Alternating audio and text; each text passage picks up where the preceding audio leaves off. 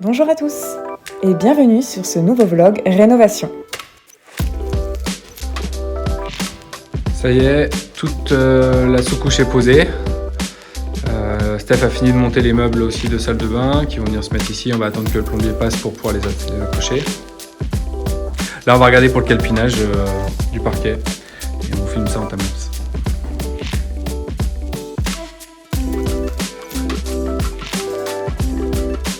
Comme c'est un parquet en bâton rompu, on trie déjà les lattes gauche des lattes droites. Alors à la base, on voulait le poser en flottant, comme on avait l'habitude de le faire avec du stratifié. On avait d'ailleurs déjà posé du stratifié en bâton rompu dans notre ancien appartement et on n'avait pas rencontré de soucis majeurs. Donc on est parti en se disant que c'était un peu la même chose et on a commencé par le calpinage, avec donc une pose à blanc pour caler et centrer le motif dans la pièce. Puis on a voulu tout simplement attaquer la pose.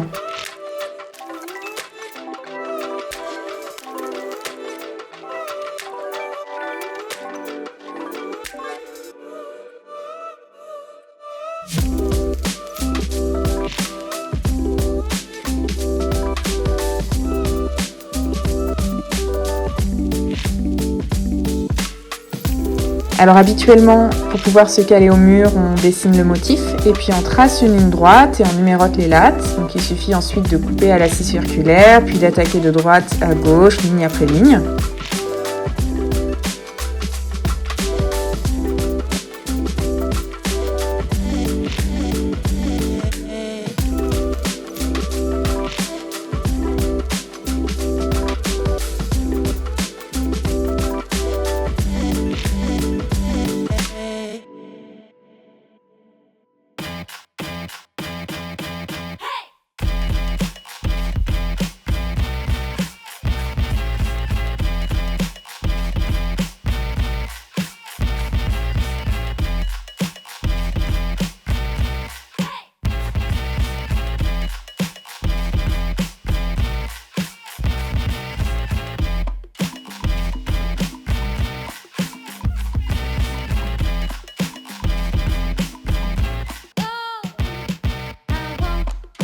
Alors c'est plutôt rapide et puis la pièce elle a progressé rapidement et on s'est finalement rendu compte un peu tardivement que ça n'allait pas du tout.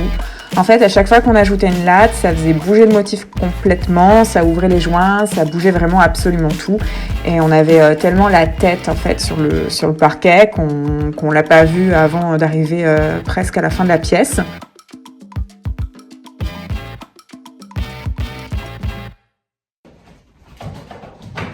On a pas mal avancé sur le parquet, on est arrivé au bout de la pièce, seulement on se rend compte qu'il y a pas mal de jours qui se créent du fait qu'on a posé en flottant le parquet. Vu qu'il était peut-être pas bien calé sur les côtés, il y a des jours qui se font, je vais vous montrer ça. Et du coup là on est en train de le démonter, on va tout caler sur le bord et on va le remonter propre pour voir si on arrive à récupérer ces joints. Du coup c'est ces joints là qui s'ouvrent légèrement. Et voilà, c'est pas totalement régulier, mais par contre ça se fait un peu de partout. Donc on pense que c'est dû au fait que c'était pas forcément calé. Du coup quand on tape d'un côté pour faire rentrer des lames, ça les sort de l'autre côté. Donc on va essayer de reprendre ça. Steph est en train de tout démonter. Pendant ce temps-là, moi je vais finir la ligne sur le côté. Comme ça on pourra se caler sur cette ligne-là, plus celle du fond. Et comme ça quand on va taper, on va tout pousser dans cet angle-là. Et a priori ça devrait être bon cette fois. Donc voilà, c'est décidé, on recommence tout. Donc on a fait pas mal de recherches sur internet, on a regardé des vidéos, on voulait trouver la meilleure méthode pour pouvoir résoudre ce souci. Et puis on est juste revenu à la base. En fait, il y avait une notice qui était fournie avec le parquet. Mais le gros souci, c'est quand tu penses que tu sais faire, tu prends pas le temps de commencer par la base. Et très honnêtement, si vous voulez éviter de perdre du temps comme nous, lisez toujours les notices et franchement, suivez les notices. C'est pertinent. Et donc sur la notice, il était conseillé de créer une première ligne et de coller toutes les languettes. On avait un peu peur que ça tienne pas trop sur la fibre de bois, donc on a préféré attendre le lendemain, mais ça a super bien marché.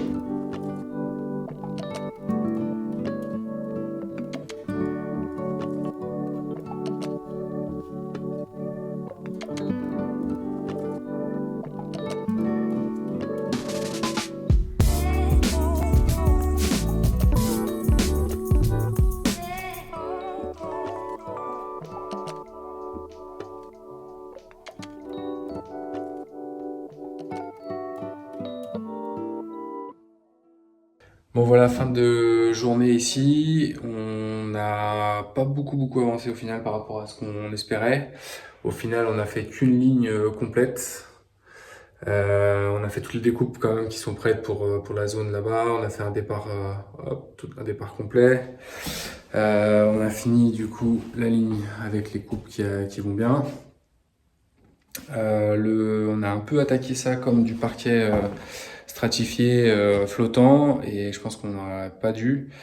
On apprend en essayant de toute façon. Donc en gros là ce qu'on s'est dit c'est parce qu'on a monté et démonté plusieurs fois déjà parce qu'à chaque fois qu'on calait d'un côté ça décalait de l'autre. On s'est dit on fait une ligne complète. Toutes collées, du coup on a collé toutes les languettes ensemble, on n'a pas collé par terre parce qu'avec la sous-couche ça va pas bien tenir je pense. On a collé toutes les languettes ensemble, normalement là maintenant ça va tenir. On va attendre que ça sèche et demain ou dans la semaine on fera les autres rangées les unes après les autres et comme ça on essaiera de bien faire gaffe que tous les alignements soient bien corrects tout le long et en collant je pense qu'on n'aura pas de soucis.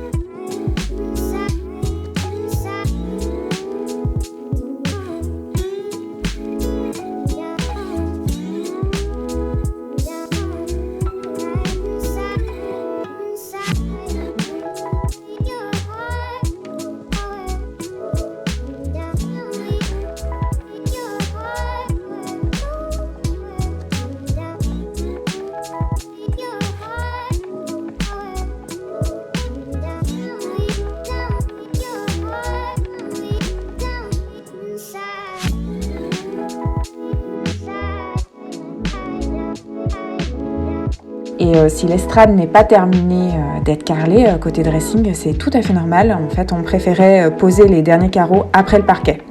Et on vous montre tout ça dans un prochain épisode.